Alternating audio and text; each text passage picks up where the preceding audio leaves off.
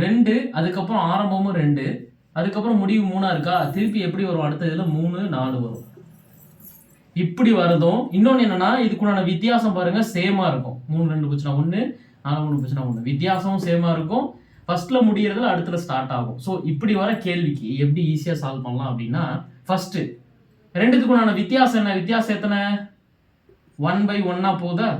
அடுத்து இந்த first number எடுத்து உள்ள போடணும், மைனஸ் இந்த லாஸ்ட் நம்பர் எடுத்து இதுல போட்டுருணும். அவ்வளவுதான். இது ஒண்ணு வந்துடும். அவ்வளவுதான். எல்சிஎம்னா 100 கீழே இருக்கும், இங்க வந்து 100 மைனஸ் இங்க 1 இருக்கும், 99/100. இதுதான் விடை. ஆப்ஷன் பி தான் ஆன்சர்.